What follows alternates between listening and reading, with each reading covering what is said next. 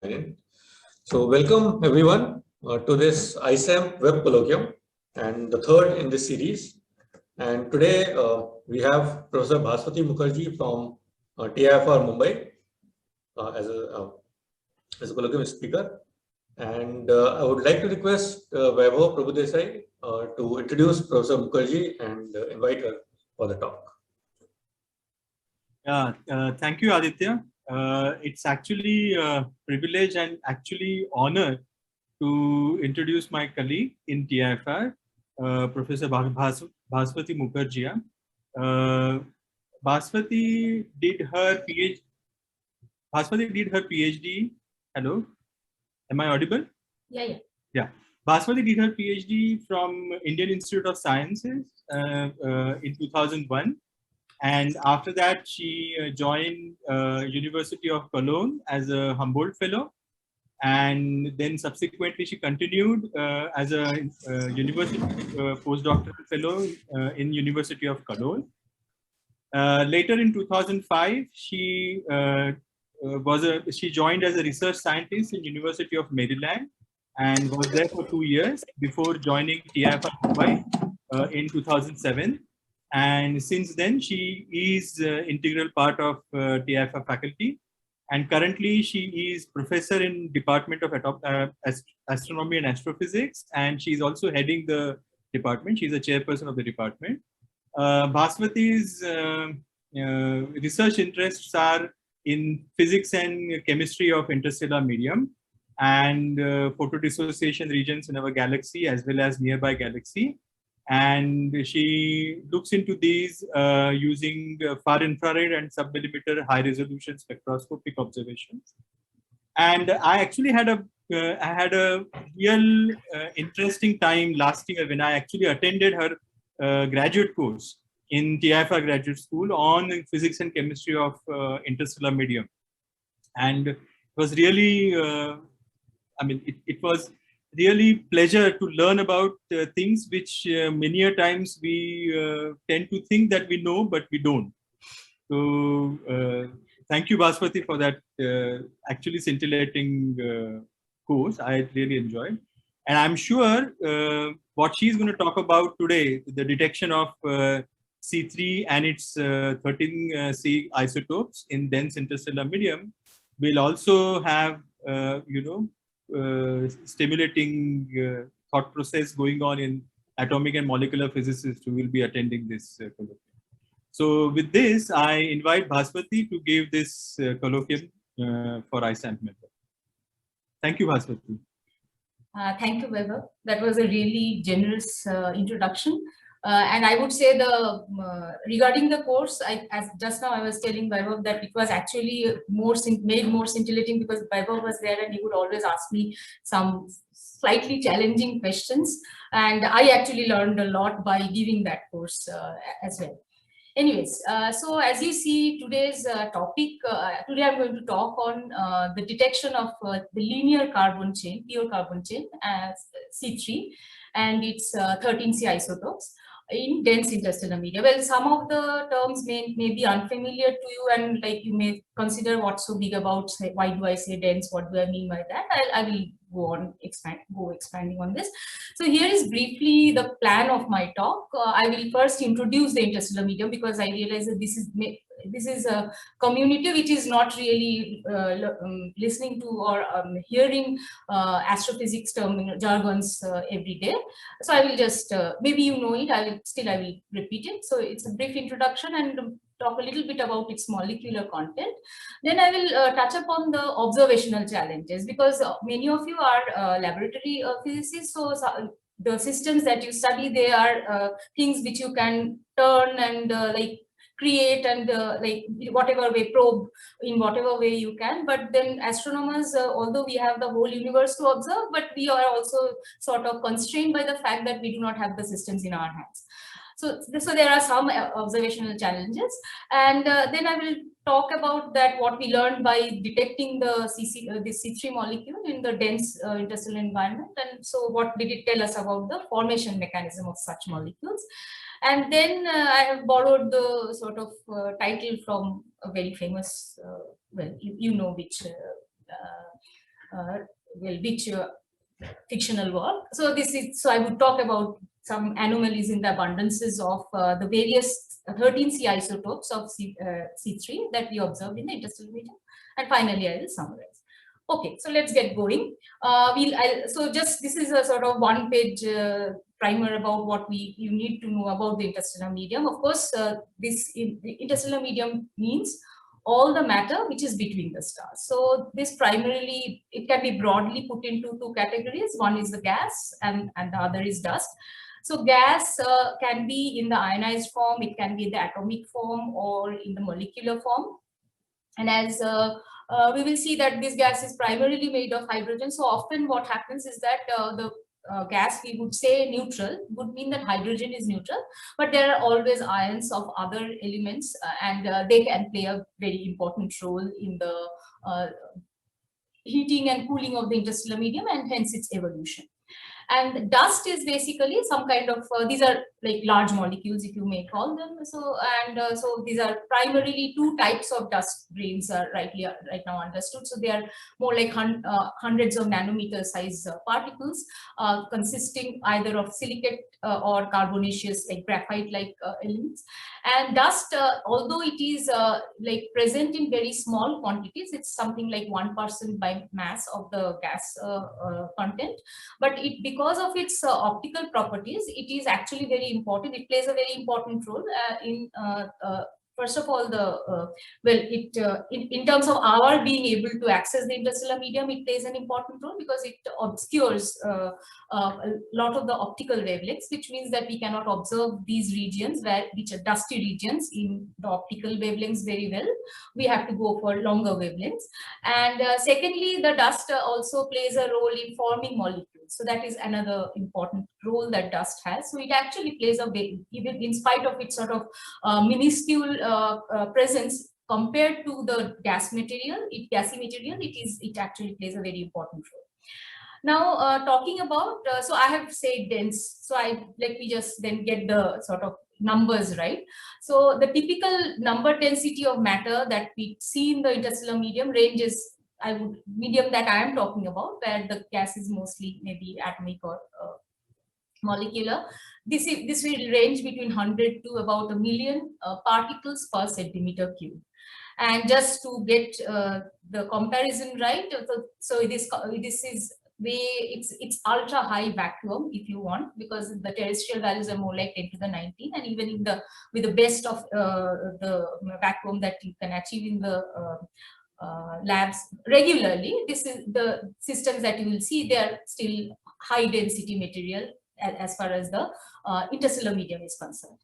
Now, what are the primary elements that we see? Well, it's mostly hydrogen, then there is some helium, and there are about 0.1%, this is by number, trace elements, of which carbon is a very important element, which is the fourth most abundant element, because it is carbon which keeps on forming a large number, many molecules of actually in very large sizes. And then also, of course, nitrogen and oxygen, etc. are there, but all of these are like in very small numbers compared to hydrogen itself. But in spite of this very rare, rarefied medium, this interstellar medium actually has a very rich molecular content, and about between 240 to 250 molecules have been detected, and many of you may be aware of them. So it includes many complex hydrocarbons, even large clusters, and the more famous molecules, which I think a lot of atomic molecular physicists also study in the labs, are these polycyclic aromatic hydrocarbons. Hydrocarbon molecules, they are ubiquitous in the interstellar medium, although the interstellar variety, because we see always a composite spectrum, there is no one-to-one correlation. We can identify certain sort of bonds or the modes vibration of certain bonds, but not the exact pH candidates that are there, that are seen in the laboratory data. Yes. Link तो mail में आया है ना? अरे कहाँ मिला है? अरे रजिस्टर करना था उसके लिए. So But of course, this now this one way of understanding how the such big molecules are formed, in spite of there being the number density of particles being so low, is to recognize, or it was recognized, that actually it is the dust surfaces which play the role of catalyst, because they provide the sort of cold surface on which atoms can sort of go and stick, and then there is surface chemistry, and which helps to form larger molecules on a much shorter time scale than just a pure gas-phase chemistry would have led. Okay, so then comes how are these molecules studied? Obviously, you do both emission and absorption line spectroscopy. You can do of electronic or vibrational. And I have got in brackets indicated which wavelength regimes they correspond to. I'm sure you all are aware of it. So ultraviolet and optical, in them we see that mostly the electronic transitions, then vibrational transitions are in the near and the mid infrared, and there are also quite a few low vibrational transitions which are very easily seen in the interstellar medium, and then those can be observed in the mid and far infrared wavelengths. And finally, one of the treasure troves of study of molecules in the interstellar medium lies in the use of the rotational transitions, which are primarily lie in the millimeter regime, but there are sort of light hydrides for which the transitions are in the far infrared. And that has told a lot about the molecular world, molecular universe, if you may call it. And one of the things that comes across very clearly is that because the number densities are very low, and in astronomy we mostly talk about column densities, because it is we really do not have the 3D view. We just have the Doppler shifts, so that gives us a sense of the depth. But beyond that, it is what we see is we consider a sort of cylinder of unit area and unit cross-sectional area, and then we count how many of the molecules or the emitting atoms or ions are there. So number density, but since if the volume density is very low, then the number densities are also very low. So this is very dilute system. But then it is still possible to detect them by using absorption line studies. But this, of course, well, as you know, that absorption line studies also requires strong background sources. And mind you, these background sources have to be natural. You cannot just have a switch on a light or it's a source of radiation. So, but depending on which wavelength, which transition you are trying to observe, you have to choose a suitable background source, which is like a point source with no features. And so all these things are sort of observational constraints. Now, a word or two about like why do scientists or astrophysicists go for the study of the molecules. Of course, discovering molecules in the interstellar medium itself is interesting because we are interested in the abundances, and one of the major things that we want to understand from the abundances is how did they form, because what we understand is that basically the formation and destruction mechanisms may be entirely different, and so that is the sort of major thrust into understanding how these molecules came into being in the quantities that they are, because obviously they are being continuously formed and destroyed. So how is the balance reached? So that's one of the things. And the other thing which many of us also use these spectral lines for from all these molecules for is to determine various physical properties of the regions of the interstellar medium, because that is also our interest. We are trying to learn what is happening in that part of the interstellar medium, which may eventually be forming a star, and we would like to know what are the kind of temperature and density as well as the velocity fields which are there. So for an astronomer like me, I spend at least 70% or 80% of my efforts in using the spectral lines to do this part of the study. But I'm also interested in this part, and today, this being an atomic molecular physics forum, I will be talking more about some work that we have done in the recent past involving this discovery of molecules in the ISM and the formation pathways. Okay, so now let's come to what is so special about the pure carbon chains. Obviously, carbon is the fourth most abundant element in space, but one can easily see a lot of unsaturated linear carbon chains, and they're extremely ubiquitous in the interstellar medium. And the chemical models of astrochemistry, they predict the presence of even pure carbon chains, although the detection of them are not as frequent as the other carbon chains. And the other sort of motivating factor is that we also would like to know that at what stage do these chains, whether these chains also contribute to the formation of more complex carbon-rich molecules. Obviously, the idea is to look into the like biological molecules, but that connection is right now it is still tenuous, although for certain systems maybe our understanding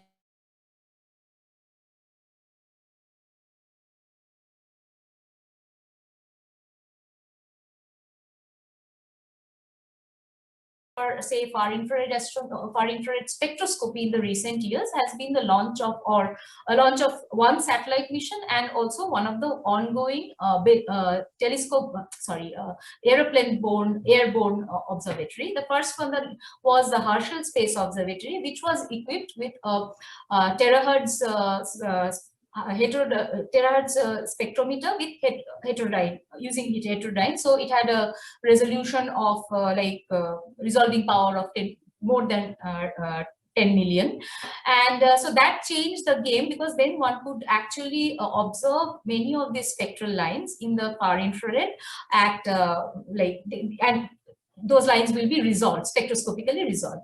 And currently there is another work machine, which is the Stratospheric Observatory for Far Infrared Astronomy, or called SOFIA, which has been operational since 2010. It makes regular flights, and so right now this is the workhorse for doing high resolution far infrared spectroscopy. So I will actually talk about first about some data we observed with Herschel Space Observatory, and then we will then the subsequent study with the SOFIA, which we were continuing still. Okay, so now just a bit of like how is the C3 molecule detected in was detected in C3 molecule was detected in space in the pre-Herschel era. So as you see that these are the various modes of vibration of the C3 molecule. Of course, in the electronic band, the electronic bands can be observed in the ultraviolet. But if the region is very dusty or or high density, then high density also means that there is a sufficient the number density of dust, which means that the ultraviolet will be completely absorbed. So, and also and even at these are possible only towards very diffuse or even translucent clouds. So this kind of electronic band observations were performed in for C3. Then even some of these this antisymmetric stretching mode of C3 was observed in the circumstellar shells. That was in the mid-infrared, and there was only some limited observations of the new 2 bending mode, which is at 63 centimeter inverse. So that is the 1.9 terahertz like number.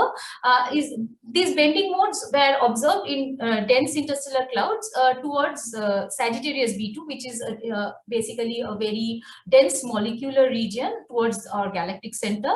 And but that was those observations only. So this spectrum did not have the resolution. It was not frequency resolved. So one did basically it is using some kind of a low resolution spectrometer. So the line was not resolved. You just see the instrument profile, but you detect the line anyway. But this R2 spectrum that was observed much earlier with another version of the airborne observatory, that was the Kuiper Airborne Observatory, was probably the only spectrum, velocity resolved spectrum, that existed before the Herschel era. Now in the Herschel, but however, as I said, that when we were preparing, so I used to be a postdoc in Cologne when we were preparing for the Herschel mission, although it was launched after I was already in TIFR. So I was a part of many of the preparatory work, and Cologne is a place where they also have a strong laboratory astrophysics group. So what they were working on at that time was on the precise determination of the laboratory frequencies of many of these carbon chains and also clusters. So this was their setup, and they call it the SUJESTA, which is the supersonic jet spectrometer for terahertz applications, which is basically they create all these sort of reactive ions as well as clusters and various unstable atoms, and so they are produced in situ, and then high resolution spectroscopy of those are done and very accurate precise determination of their the frequencies of various transitions were measured. So this precision was more like, so often it's like less than 5 megahertz kind of thing for terahertz transition time. So this was a preparatory work, and so this here you see basically the so the transitions that one can see in CCC, the C3 molecule. So these are the row vibrational transitions, and we have observed some of them. So and then we went on with the so this was a preparatory work, and then so basically we used a heterodyne spectrometer on board the Herschel Space Observatory to access the C3 molecules. To observe the C3 molecules. And these observations were part of a bigger program, which was called the Herschel. It was a Herschel Key program. So in astronomy, we do have these programs which are called key programs, where you take up get a substantial amount of time on a telescope or on the satellite, on a mission, and then you have a program of sort of doing some exhaustive studies. But the idea is that then the data becomes available to the rest of the community. So it's a coherent program, and so this one of the key programs was probing the interstellar molecules with absorption studies, and so the acronym was PRISMAS, in which various molecules, including a lot of hydrides, were searched, light hydrides as well, and that included C3 as one of the molecules. And so the whole span of HiFi, the instrument was the frequency spanned, it had bands between 500 to 1.9 terahertz. And the idea was that, so this is a picture of our galaxy. Our galaxy is a spiral galaxy. So these are the spiral arms, and the galactic center is somewhere here, and we are located somewhere here. So the idea was to actually look towards various directions, in different directions towards, if you see these names correspond to high mass star forming regions, which means that these are sources which are sort of point-like and very bright in far infrared, because we are going to do far infrared absorption spectroscopy. So we need sources which are bright in the far infrared and like point-like sources, because we do not want any feature of the background source to contaminate the features that we will be seeing for the clouds which are along the line of sight. So this program actually selected a few such very strong far infrared sources and observed multiple molecules over the entire range of entire range of frequencies, and to detect them in the diffuse interstellar clouds, which will be along the line of sight, and hence they will be at different relative velocities relative to us. So hence they will be differently Doppler shifted, which means that they would appear at different parts of the spectrum relative to so we will be able to distinguish. So that was the program, and it was a huge success, of course. And so today I will actually talk about the what we did with the detections that we had with the for the C3 molecule. We actually detected multiple P and Q band transitions for the C3 molecule between around 1.7 to 1.9 terahertz towards all of these lines of sight. So these are some of the publications we had based on these observations, and so I will talk about one particular case. And as I said that, from these observations, what we found, broadly what we found is that it's not that we are detecting we could detect C3 from the diffuse clouds, but what we were detecting is that, so as I said, that these sources themselves are very high density regions where high mass stars are forming. So because of that, they themselves have a structure, like you have a very hot core-like structure, and then you have a warmer envelope. And the C3 absorption lines that we detected were actually originated from the warmer envelope instead of from the lines which are from the clouds which are along the line of sight. And how did we understand that? We understood it based on the velocities of the Doppler shifted spectra, because what we also know the velocity of this source itself. So we found that the absorption dips were the same velocities as the velocity of the background source. So which meant that the gas we are detecting in C3 is physically associated with the background source, which makes the analysis a bit more difficult, because that means that the C3 excitation of the C3 molecules is also coupled to the background continuum. So in contrast to just detecting diffuse clouds. If the diffuse clouds are detected, then they are not physically associated with the background source, which means that they are actually cold species. And then there is not, the modes of excitation are then very restricted, and we do not need a lot of constraints, or we do not need to use a lot of assumptions in order to derive how many C3 molecules are there, which is causing the absorption dip. But however, we went on with it. But this was the detection. And what we also realized is that the number density of the C3 molecule in the diffuse clouds is about 100 times lower than the C3 molecules, C3 absorption features that we detected. So it would have been very difficult to really detect the C3 molecules in the diffuse clouds. Okay, so then this is sort of a just to tell you about what more did we gain, or what more information did we learn from this such a observation. So this is a map.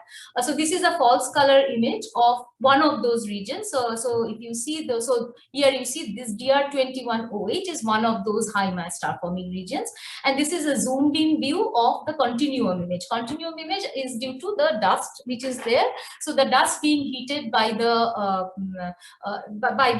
sort of the very newly formed star actually emits in the infrared, and this is infrared and far infrared and also millimeter wavelength. So this is a millimeter wavelength dust continuum map, and what this shows is that there are two such newly formed stars. Like there are two cores, MM1 and MM2, and this small circle that you see here, the dotted circle, the smallest of them all, that is the beam, which means that our telescope's resolution is such that the entire emission from that region or absorption lines due to that region comes in as a single spectrum. So we cannot distinguish, we do not have the special resolution to distinguish between these two. So this map is not from the same telescope. This is from another telescope with a much bigger size and a ground-based telescope.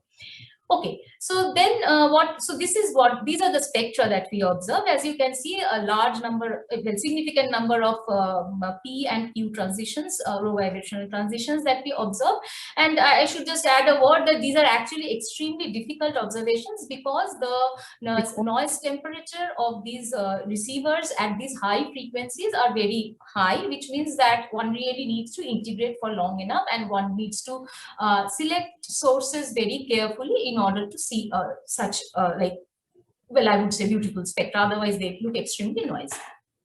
Okay, so then so once we do this, so then we do the standard procedure. I guess some of you also may be doing it in the labs to understand. So what we can do is, by looking at measuring the area under the curve of these absorption features, we actually derive some, have an estimate. We can then use the spectroscopic parameters to estimate what is the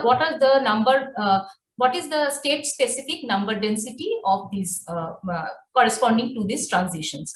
So that, and then if we plot them as a function of the energy of the lower level energy, this is something called a rotational diagram. Maybe some of you are familiar with this, but what you notice is that there are two rotational diagrams, and they actually correspond to the two velocity components that we detected. So as you can see here, so as I said earlier, that we do have actually two emitting components, two regions basically, which are very close to each other. Although our beam doesn't distinguish them spatially, but because they are at different velocities, we are able to see them. We can distinguish them in the spectra. So because this is clearly seen in some of the spectra, then you can constrain the other spectra also and make a reasonable fit to reproduce the profiles using the two components, and then use the optical depths that you can derive from these absorption features, and then obtain what are the state specific column densities, and use the rotational diagram. So the way to understand the rotational diagram, so as you see that this corresponds to one velocity and this corresponds to another velocity. So, and the way to understand the rotational diagram is that the inverse of the slope of this rotational diagram gives us the temperature, which means the temperature which explains the level population for the species, and the intercept here tells us the total column density of the species. Okay, so using this, then for the two velocity components that we obtain, so one is at this one. So we see that we obtained a total column density of about 10 to 2 into 10 to the power 14 per centimeter square in the envelope, and the core, the MM2 core is what we distinguished, we distinctly detect that has a column density of 10 to the power 14, which is something like 10 to the power 15, and so this is 2 10 to the power 14. So these are the typical numbers, and this number is actually the column, the abundance relative to molecular hydrogen, because everything is expressed in terms of, so molecular hydrogen is the most abundant species in this system. So whenever we determine some column density, we express it in terms of the molecular hydrogen column density. Okay, so now what we have is that what have we determined? We have determined that how many of these atoms, how many of these molecules are there in our along a column which is from us to the, or from the observer to the region that we are studying. So once we have done that, we can, so as I say, so now we try to understand how do we explain the presence of these many molecules in this column density of the molecules. So for that we have to understand what might be the formation mechanism. So as I had said, that basically C2 as well as C3 have been observed a lot in the towards diffuse clouds, because so that depends on because for the diffuse clouds it is possible to do optical electronic, to observe the electronic transition. So this is also so, and one of the a very famous work by Takeshi Oka. He actually compared the column densities of C2 and C3 towards a large number of lines of sight towards bright stars, and so that there is diffuse clouds along the line of sight. So what he found was that there is a sort of very good correlation in the column densities of C2 and C3. And typically when you see such a correlation, you sort of try to think that they are probably somewhat associated in their formation. And this is what Takeshi Oka proposed, that these are the chain of reactions which are causing the formation of C3 starting from C2. So it starts with the photoionization of C2 to produce this C2 plus, because any chemical reaction requires ionization. So that is a very important step, because so ion molecule chemistry works much faster than neutral chemistry.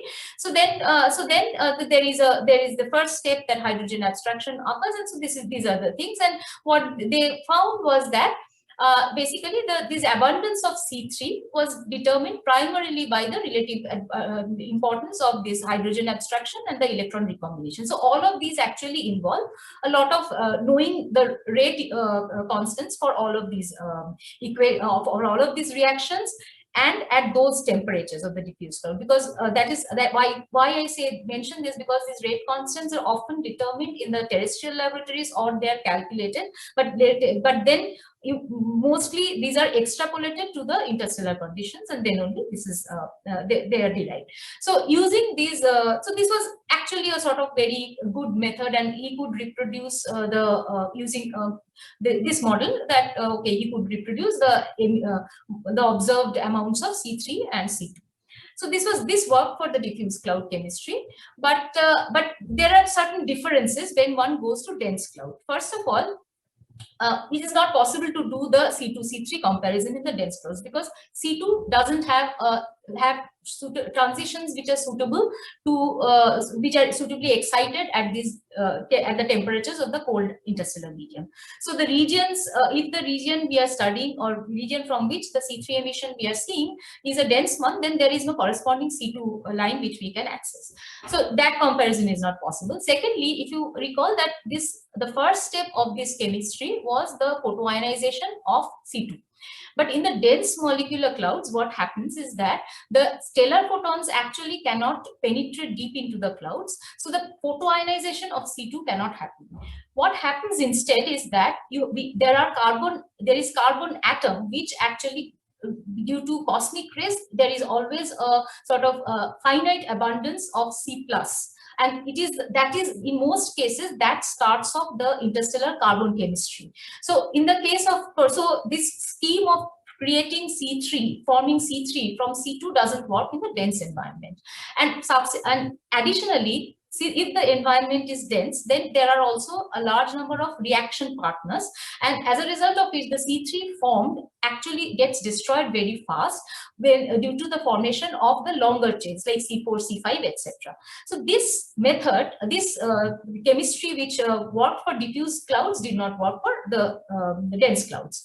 So instead, what people kept looking for it. So it was George Hassel around in 2010. What he came up with is that, so this plot shows shows the evolution of C3 in a sort of dark dense cloud, and as a function of time. So what this shows that if one considered only gas phase reactions to be forming the forming C3, then beyond a certain point at around and closer to about 1 million years, the C3, there will be no C3 observable. So which means that you cannot see, so the abundance of C3 that we are seeing right now, like we cannot explain using only the gas phase. So, and this dark gas clouds are typically around like 10 Kelvin at their temperatures are more like 10 Kelvin. So if you look at this, so this is the temperature scale. So it remains, when it remains at 10 Kelvin. So, and as I said, the chemical reactions in this have started from the formation of C plus, and that leads to C2 plus, and then subsequently to C3. But and C2, from C2 plus to C3, this happens via gas phase reactions. But what happens is that beyond this 1 million year, as the C plus abundance in the, so what happens, the C plus abundance in the cloud goes down, and the carbon becomes more in atomic form. So if, well, the atomic carbon actually goes away because it starts to form CO, and in that case this ionization of C to C plus doesn't happen, and as a result of which the C3 form completely depletes onto the grains. So now what is depletion? The grains are cold surfaces, so the gas molecules, when they hit on this cold surfaces, they just stick to the cold surface, so we won't detect them in the gas phase. So the gas phase abundance of C3 goes down drastically after, say, about 1 million years. So, but what also happens is that, so these dust molecules are such that these dust particles are such that they have a very cold core, and then they form what are called mantles. So these are like, this can be methane ice or water ice. So there is ice formation.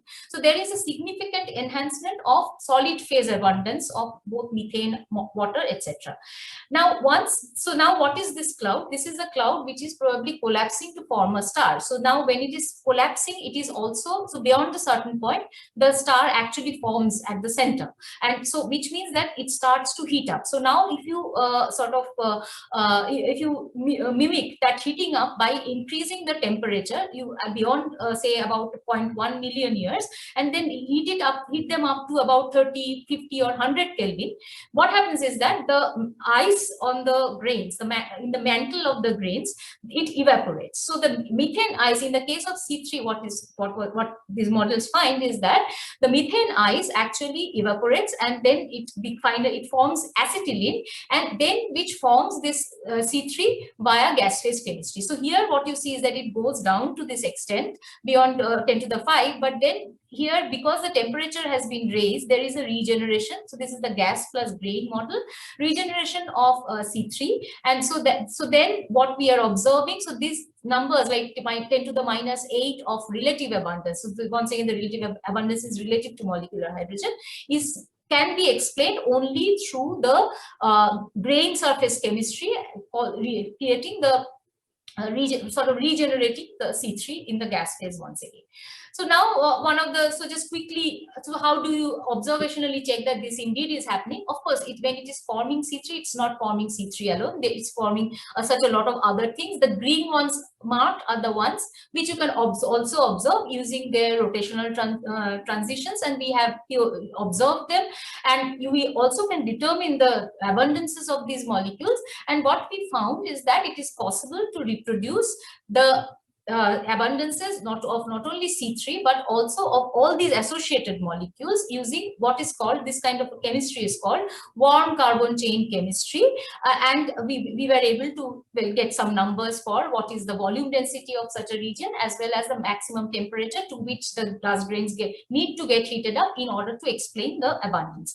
And this was actually this kind of chemistry had earlier been seen in regions which are not such high mass star forming regions, in the sense that they do not have such a high far infrared background, high far infrared continuum emission, but then they are seen in the low mass protostellar cores. So this was the first time that this WCCC, the warm carbon chain chemistry, was actually identified in the high mass star forming regions. So this was the yes. Bhaswati, may I ask a question? Yes, sure. Quickly. See, in the previous slide, you were giving us the gas model versus a gas grain model. Mm-hmm. So, in the observation, how are you fixing the time scale? In the sense, we already know how far the galaxy is, and that's why. No. So for these individual regions, there are other markers, in the sense of they may have associated. So there are like, because these regions also have observations of, say, carbon monoxide, etc., and also various other like they may have associated H2 regions. From that, you have some idea about their dynamical age. Okay. So it is more like, so most of these regions are more like a million years, like, or somewhere between 0.1 to 1 million year. And still we are seeing such high abundances of C3, which means that there's something more happening. I understand. Thank you. Yeah. Okay. So then actually then we continued probing, basically my laboratory astrophysicist colleagues, they continued looking into the various other forms of C3. So we looked into some of the 13C isotopes. So but first of all, let me motivate, why do astronomers also bother about the 13C isotopes? Now what happens is that when we are observing towards the interstellar medium, the 12C carbon, the 12C molecules are often, there are so many in number that lines that we are observing, they get saturated. So beyond once the optical depth along the line of sight reaches 1, we do not know if there are more molecules which are emitting or absorbing beyond that. So in that case, what we preferentially do is we opt for a rarer isotope of the same molecule, and then do the same observations. But in that case, what will happen is that because just the number density is much lower, for example, for say 12C to 13C in the interstellar medium lies anywhere between 20, a factor of 20 to 70. So which means that so many fewer molecules of say the 13C substituted species. So it is not an optically thick line, and then we are able to see all the molecules which are emitting, and then we apply the isotopic abundance that we know of, the abundance ratio, and determine how many of the main isotope is present. So obviously, so it is important to know the isotopic abundance ratio. So this is one of the ways how we measure that, what is the mass of molecular gas in the region and things like that. I won't go into the details. So this is one of the motivating reasons. So whenever we find a line, we also try to look for its isotopic analogs, basically isotopologues. However, what also has been observed is that this isotopic fractionation is actually, it is seen very frequently under the interstellar conditions, and it has also proven to be a very useful tool to understand the exact chemical reaction pathways. So which tells us and also which tells us about the formation and destruction processes of these interstellar molecules. I will tell you what this means. So isotopic fractionation means that sort of preferential formation of one of the isotopes. So using that information, then one looks into the chemistry and one tries to see that which of these reactions are such that because for every reaction mostly it's a two-way thing. So but it moves the reaction moves it moves more in one direction. That whether it will do that, it depends on the sort of the 0 point energy of the product and the reactants, right? So whichever is energetically favorable will be, the reaction will move faster in that direction, and that will happen more. So that is the understanding. And but in the laboratory system, we typically do not come across these situations, because there the terrestrial laboratory, there the temperatures you look at are much higher. But in the interstellar conditions, the temperatures are more like 10 Kelvin often. So what happens is that at those low temperatures, this isotopic ratio of molecular carbon gets significantly shifted, because there are even for very small 0-point energy differences between the reactants and the product. So this is a standard. These have been observed for many molecules with carbon. And so this is, so whenever there is a, so this is a sort of matter of study, and this helps to identify that, okay, now there is always a possibility of reactions moving along different paths, and which of the paths does it work faster is something which you understand by looking at these isotopic variants of the main molecule. Now, see, so as I said, such isotopic fractionation of carbon-bearing molecules have been widely reported, and something like CCH, CCS, then C3S, then HC3N, etc. All of them have shown these things.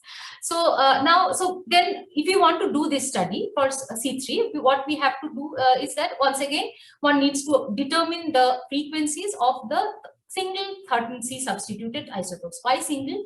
Because as you have to understand, the 12C to 13C ratio is about 1/50, or maybe between 1/20 to 1/70.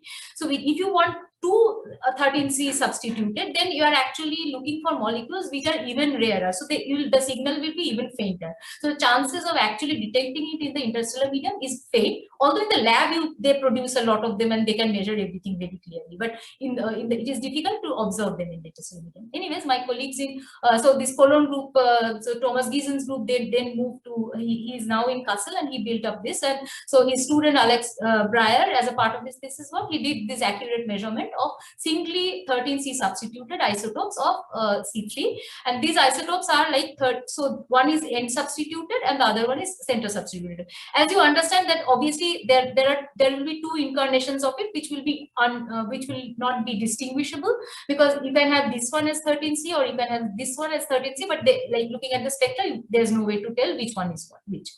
So okay, so they did this, and so then we, using those using those frequencies, knowing those frequencies accurately, we put in a proposal for observation with SOFIA, this aeroplane bone telescope, and we detected the Q2 and Q4 lines of these two species, and then combined them with the C3 lines that we got from Herschel. But here we actually observed these. Okay, so before I go into that, what did we expect? So here are some of the spectroscopic details of the 13C substituted things. So first of all, relative to this, I must admit that I have included this slide because this may be of general interest to the audience here.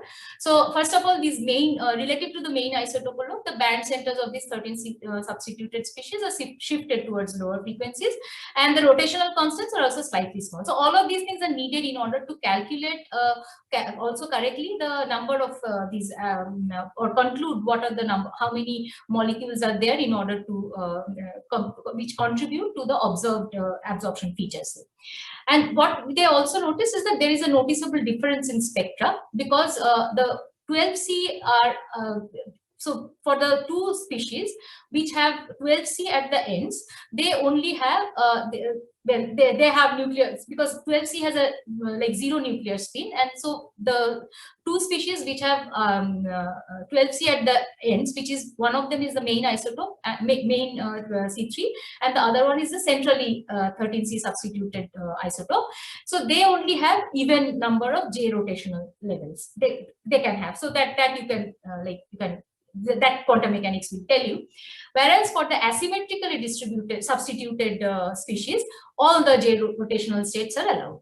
Okay, but the second thing is that what that meant is that when you are calculating the rho vibrational partition functions, we need the partition functions because we are not going to be measuring all the level population in all the accessible levels. We will measure it for certain levels, and then we will use the partition function to conclude how many are there in all, how many of these molecules are there in all. So what happens is that the rho vibrational partition function of the centrosymmetric species will also be half of the asymmetrically substituted thing. that's a consequence of the number of levels available. Secondly, and then the other thing is that is a very interesting point, because if you just consider that the substitution happens statistically, it is a random thing, then there are always two options to place the 13C atom asymmetrically, but there is only one option to place it symmetrically. So what you would expect that if the 13C substitution was happening statistically, like in a random manner, then we would expect the relative abundance of the centrally substituted species to be half of the abundance of the asymmetrically substituted species. Okay, so these, and finally, the other thing, so the double excess also, we have twice as many, statistically we would have twice as many 13 CCC, but it has half the partition function. So as a result, what we will see is that, so now we are trying to estimate that what will be the line intensity of specific transitions. So we expect the transitions to be, then the line strengths of those specific transitions for both species will be identical, because these two compensate each other. Okay, so this is what we observed. So here, as I said, but this is actually towards another region, which is Sagittarius B2. So Sagittarius B2 is actually a region which is it's sort of called the Heimat of molecules. It's actually a lot of interstellar molecules have been detected towards this, because it's a very dense environment and high column density environment. And since we are trying to observe very faint signals here, we observe towards this Sagittarius B2. And so these are the spectra of the main C3 main C3 molecule, and these are the detections of the Q2 and Q4 lines of the end substituted and centrally substituted lines. Now, what we had expected is that the absorption dips for the two, so the way I reasoned earlier, the absorption dips for the two species for a particular transition should have looked similar. But instead what we find is that the centrally substituted species actually shows a much deeper absorption peak. So we do the same exercise again, we do the rotational diagrams, and we actually derive the basically the column densities of the main isotope as well as the two substituted isotope, as well as the two 13C substituted isotopes. And so what we find is that the 12C to 13C abundance ratio, considering that there are 3 carbon molecules involved, so we have to do the calculation correctly, is about 20.5. And what we also see is that the relative column density of the centrally substituted carbon of centrally substituted 13C substituted C3 and the end substituted C3 is only 1.2. Now, what does that mean? We had expected something different. First of all, this 12C to 13C abundance ratio that we find is 20, which is actually consistent with the typical values that is seen towards the galactic center. So what does it mean? It means that we are not seeing any obvious fractionation, that it's not that things are pushing towards higher values of 13C, or well, 13C containing molecules are more in number because there is some fractionation happening. However, this number that we see that relative to the main isotope, the centrally substituted isotope is 14.8 plus minus 2.7. So if we had assumed that the substitution happens statistically, then it would have been 20. So what we find is that the centrally substituted species is actually more abundant than what just a statistical distribution of the 13C species or statistical substitution of the 13C species would have given us. And this is also reflected in this, that we see that there is the ratio of the end substituted and the centrally substituted species is only 1.2.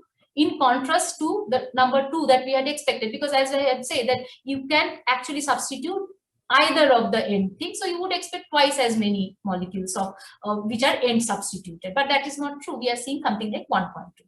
So now, how did we explain that? What it could be that there could be the formation mechanism of 13C, the end substituted 13C isotope could be less effective, or the other option is that there might be reactions which are favored, which are like position exchange reactions. So it might be that this 13C end substituted 13C isotope is actually reacting with, this can be any 12C bearing species. It can be C plus, it can be other CO, whatever. So maybe reacting with that, and then this reaction, so this is the isotope exchange. So what happens is that it just changes the position of the 13C, and so this is a reaction, and we notice that this is the difference in the 0 point energy of the products and the reactants, which has been combined here and put here. So now what is the rate coefficient of this reaction? One can write it out, and this is the difference in the Gibbs free energy for this reaction. And we see that the expression for that is a ratio of the row vibrational partition functions that I wrote down, and then it has a term which is exponentially dependent on the difference in the 0 point energies, and it also involves the excitation temperature or the temperature, which sort of decides the relative distribution of these various species of the molecules in the different levels. So if we look at these numbers, first of all, this delta E0 for so is 15.9, which means that the centrally substituted, centrally 13C substituted C3 has a 0 point energy, which is less by 15.9 Kelvin compared to the end substituted one, which means that it is energetically more favorable to undergo this isotope exchange, position exchange reaction, so that more number of C13CC is formed compared to 13CCC. And if so, as we had found that by looking into the rotational diagrams, that one could explain the state specific column density by use for a temperature, considering like using a temperature or fitting a temperature of 44 Kelvin. And if we consider that temperature here, then this also lowers the reaction rate for this by a factor of 0.7, and then that yields basically a ratio of the abundance ratio of the end substituted and the center substituted species to be 1.4, and that is pretty close to the 1.2 number that we are seeing instead of 2. So what we concluded was that it is basically the difference in the 0 point energy of the two species that causes the 13C species, 13CCC to be converted to C13CC. And so it is, so that was, so, and such non-equivalence of this 13C substitution has also been reported in other carbon chain molecules and their 13C isotopes like this CCH, HC3N, and the cyclic C3H2. Okay, so that is one that brings me to the end of my talk. So this is so we explained this, and so I will just summarize what I have talked about. So so basically I've tried to sort of convey to you a story that this availability of the far infrared observing facilities with these high resolution spectrometers like Herschel and Sophia has made possible the detection of C3 in dense interstellar medium. And what I also conveyed the first part of the talk, in the first part of the talk, that the abundance observed for C3 in this dense interstellar medium could only be explained by considering the regeneration of C3 via warming up of methane ice from grain surfaces, followed by gas phase chemistry, starting with acetylene. And finally, what I also spoke about is basically that we derived the abundance ratio of single 13C substituted C3 isotopes, and which were, of course, these detections were the first ever detection in space. And these are the abundance ratios that we derived suggested that the non-equivalence of carbon atoms 13C substituted, even in 13C substituted C3, with the centrally substituted species being more abundant than the end substituted species. And we explained this as a consequence of difference of 0 point energy, which leads to the conversion of this 13CCC to C13CC, because that is energetically more favorable. Okay, so that's it. Thank you for your attention. Thank you, Bhaswati. I would like to ask audience, if anybody has questions, please feel free to either raise your hand or type it in chat box, or just. Yeah, I have a question. Yes. So regarding the rotational figure that you're showing, the x-axis is the velocity. So is it related to the in the one of the earlier slides? The x-axis is for the rotational diagram. The x-axis is always energy of the upper or the lower So sorry. then maybe I'm not referring to the correct diagram, but yeah. If You mean just- this one? So Yes. so the here yes. for the spectra, the x-axis is velocity, and for the rotational diagram, it is Yeah. the, yes. It's the temperature, right? Yes. Well, the energy expressed in temperature. Energy expressed in temperature. So you said that there are two different velocities associated with it. So the velocity is related to the, I mean, directly the temperature or the whole, I don't know which velocity you're talking about. Let me ask you. So first of all, when you look at the spectrum, do you see Yes. some components? Yes, So these are velocity components. The spectrum has the velocity sure. components. Yeah. So And I can then fit them and separate them out. So this And is then I a, can measure the area under the curve for each of those velocity components. so this velocity is velocity of what? So velocity of the cloud. These are basically two star forming cores. So these are these are the velocities of these. So these are velocities related to us. So for Related to us, fine. Yes. So my question then is, since the velocities are in kilometers per second, and you said that the observation times have to be really large because the intensities are low. So does it have any effect on what you observe or the conclusions? No. So this velocity is basically, so there are two aspects of the velocity. First of all, our galaxy, it's a spiral galaxy. So everything is rotating. And as you go away from the galactic center, this rotational velocity keeps changing. So all sources are rotating relative to us. And then there'll be sort of say complex sources which have velocities relative to each other also. So there might be something locally happening. So these kilometers per second. So this is so the interstellar. So the distance to this object is more than 2 kiloparsec. So 1 kiloparsec is 3 into 10 to the 16 meters.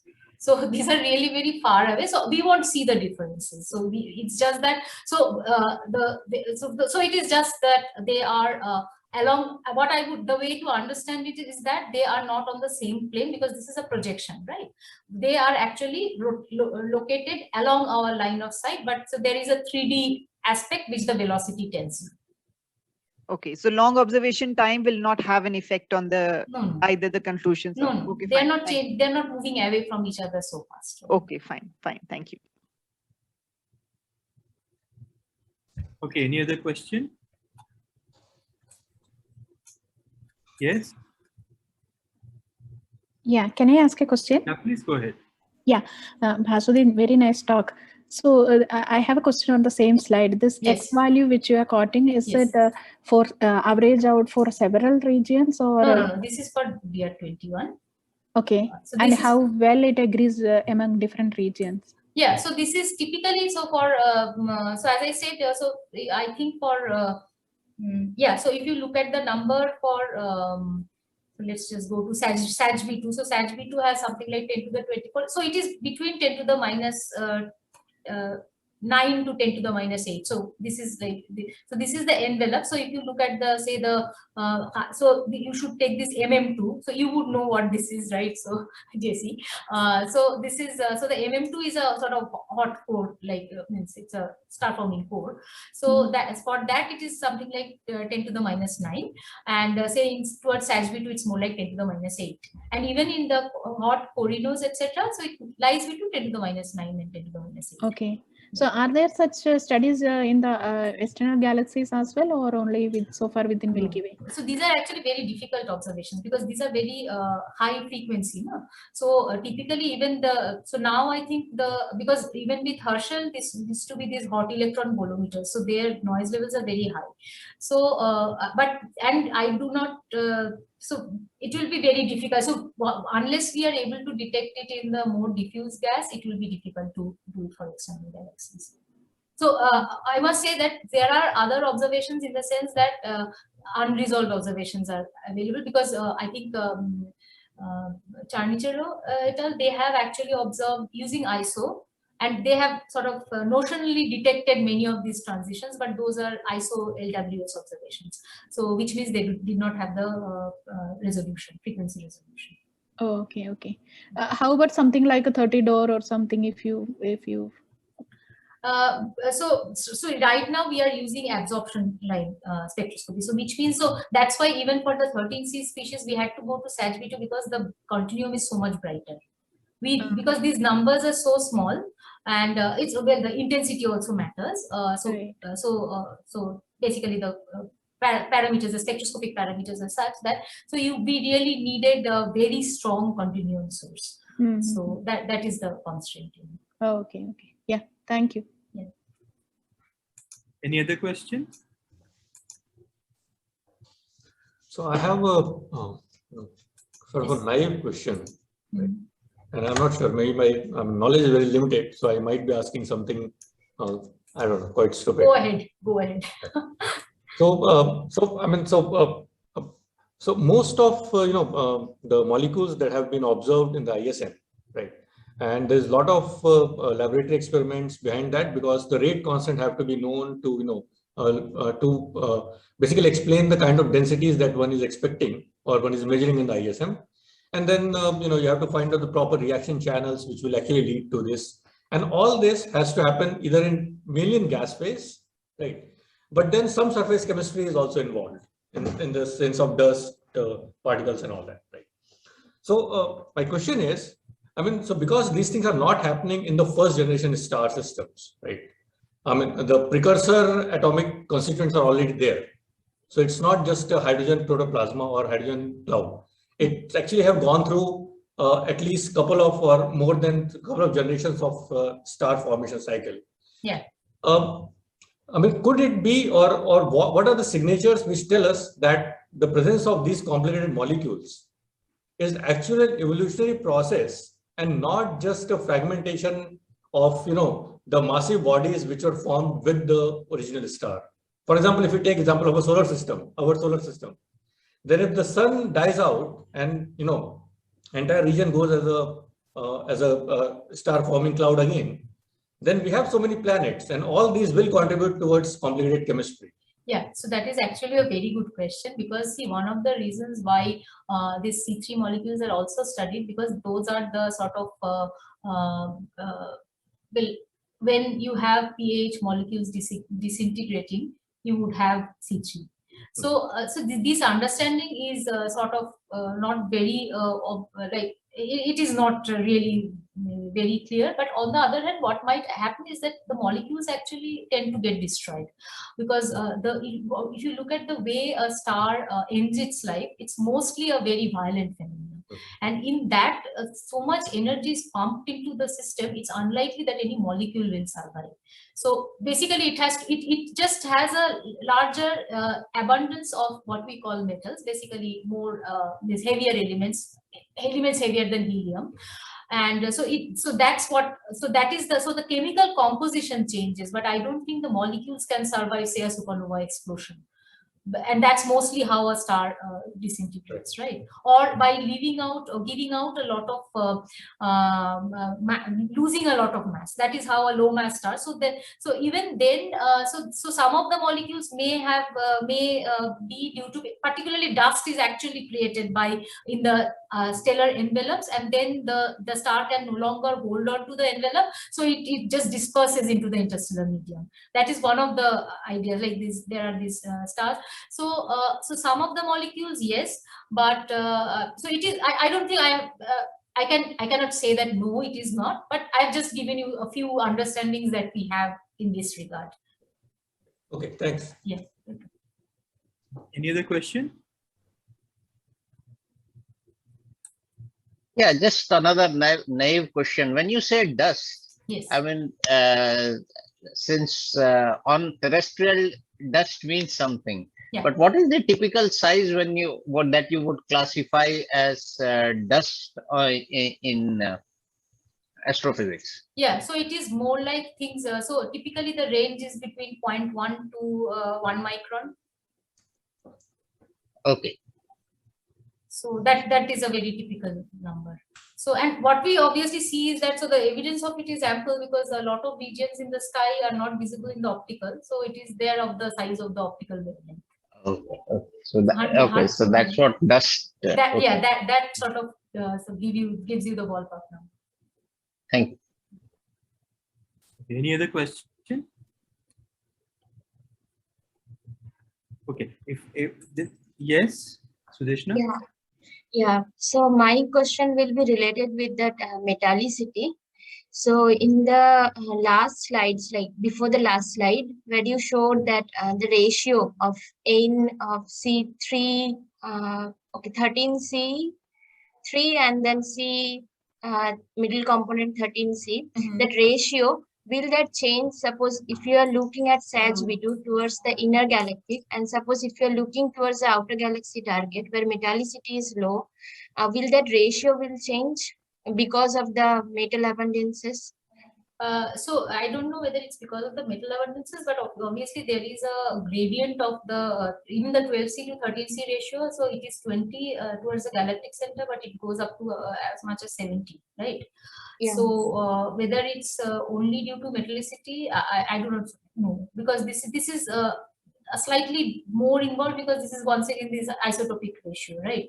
So there may be maybe other things which might be happening. So some kind of isotopic fractionation. If you look at colder regions, you may have something different. So so I do not know, like I do not have a one word answer for this. Okay, thank you. Okay. Bhaswati, I have a couple of questions. Can Yes, I? yes, go ahead.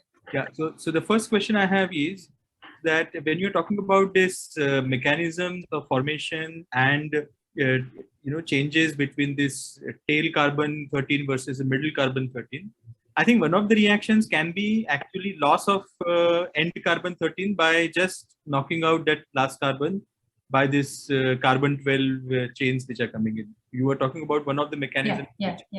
So is that also taken into account, where because there will be just a loss of carbon 13 from this chain? Yeah. So right, not it has not been taken into account, but what could it collide against is the question. So we need to find a collision partner, and then like we have to see. Yeah. But for example, the reaction that you were showing, where some X carbon 12 chain comes and hits. X carbon 12. So this itself can take away the carbon 13. And then you are left with only carbon 12 stuff, and you are basically losing more. You are more likely to lose the corner 13 carbon species. Yeah. So I think that is a very good suggestion. So my knowledge on this is very limited. So we have used whatever but one needs to actually see the rates. So like for the densities and temperatures, which of these? So this we worked out for this particular reaction, but obviously there may be other modes in which this 13C. So I think this is still very open.